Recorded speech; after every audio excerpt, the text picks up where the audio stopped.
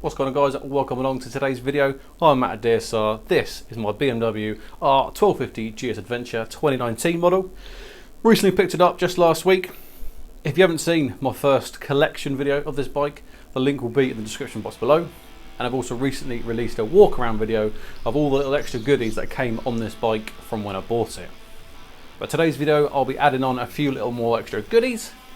So let's see what I've got to put on the bike. Looking at this little extra boxes of goodies, we've got a couple of things that are going to hold our phone or our sat nav, something that's then going to charge said phone, and then something to dampen the vibrations in the pegs a little. Let's start us off nice and simple.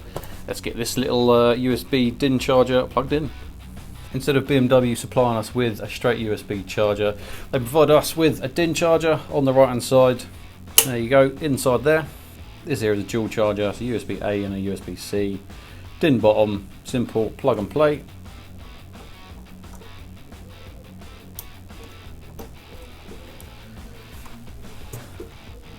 This specific one has an LED light on it, so when we start the bike up, there you go, to let you know it's got power.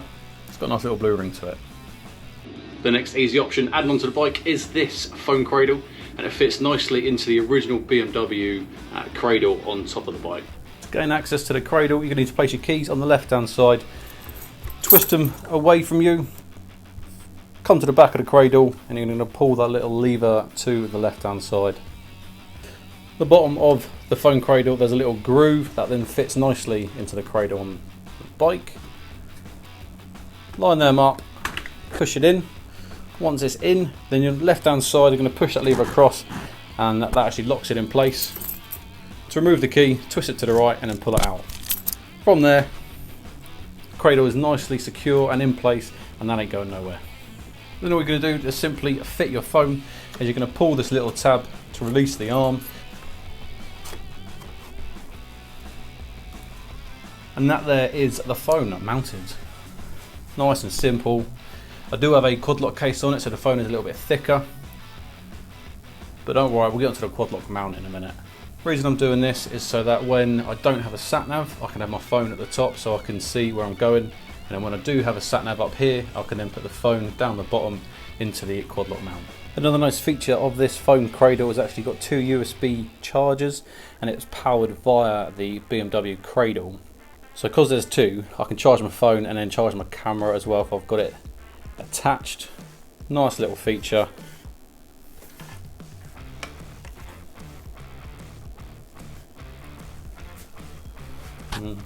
There you go, charging. All I would do if I was going to use this more often is I'd get a nice short iPhone cable, just so I didn't have this excess hanging out.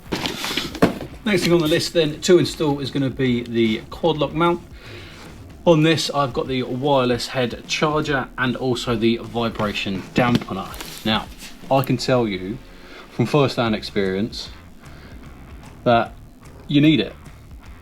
I took out the S1000R a few weeks ago and had my phone on a cheap mount on the handlebar, and it stuffed my camera. So 100% I can recommend getting a vibration dampener, especially if you've got a decent smartphone. Couple of quid for a vibration dampener ain't worth a broken camera.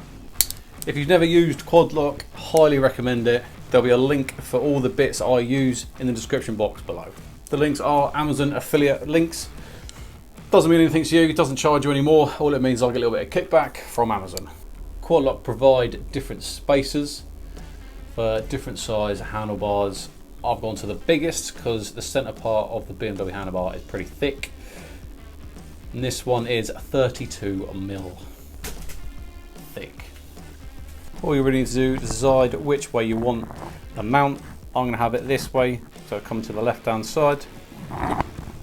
Once you're happy, drop in the screw, tighten her up, and then see how she looks.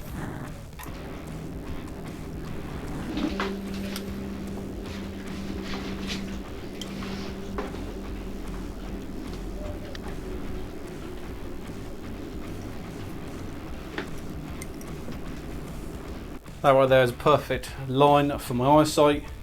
Always got tools in my bag though, so if I need to adjust, because I think that it's not ideal, then you just adjust it. So I can still see the screen, and then hopefully at some point, sat nav at the top there as well, be laughing. That's all of the mounts and the phone charging points sorted. Now moving on to the vibrations that are coming through the foot pegs. I've chosen to go with the Wunderlich footrest pad from Nippy Normans. Once again, a link for that will be in the description box below as well. Nice and simple. What you're going to get is you're going to get 2 rubber foot pads. And then from there you're going to get these 2 metal plates that will just fit underneath. So this will go on the top of the original, this will come off underneath from the original metal ones, and then a couple of screws hold it in place. Simple enough, they can only go one way. It's going to come up, slide up underneath, and it's going to fit in place like that. And the rubber top pad is just going to push on top, and then the 2 screws will go up from underneath. And then eventually it will just look like that. This is a pretty hard angle to show you guys, but the peg has got 2 holes, one either side. When you're putting the plate up from the underside, make sure those 2 holes are twisted the right way, corresponding to the peg. I'm going to place the Loctite that's provided onto the screws before I put them in, and they're Torx 25, T25 Torx. Now, here goes.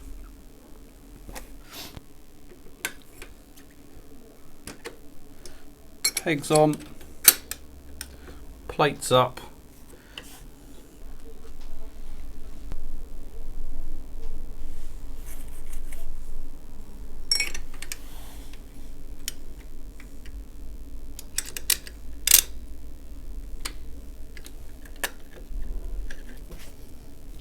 Give them a little dugga tighten.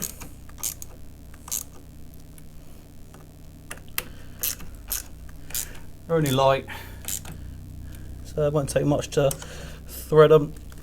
There we go. In place. Easy. On to the next one. State of this hair. Before we put the other one on, little comparison. Plenty of grip. I did try them out earlier, and that is the original. I will be doing some off-roading, green laning on this bike, but not enough where I'm going to need to have the metal adventure pegs on all the time. Also, I don't want to rip up my boots.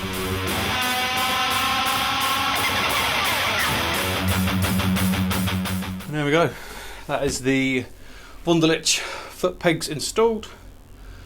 Happy with that. Nice, easy, simple installation. Hey, if I can do it, you can do it. Next thing to install on the bike will be some luggage. I do have a sponsored video coming up where someone has sent us some luggage, some soft panniers to try out. We'll try them out, and I've also got some Lone Rider bags as well, so we'll do a little comparison between the two and then see, is it worth spending £1,200 or £1,000 on a set of Lone Rider, or can you get away with using some cheaper stuff? Thanks for watching this video. Hope you liked it. Make sure you subscribe to the channel. Plenty more videos coming on this BMW. And until the next one, ride safe.